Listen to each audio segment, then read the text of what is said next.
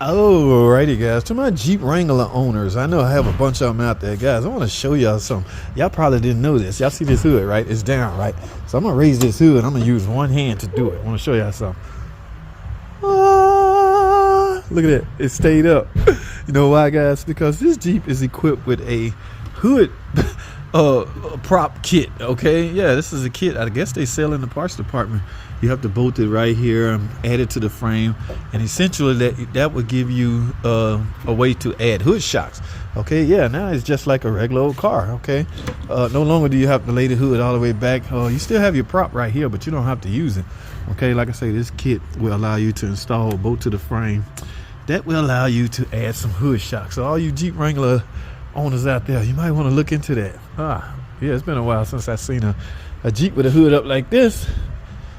Interesting. Y'all go get you one, man.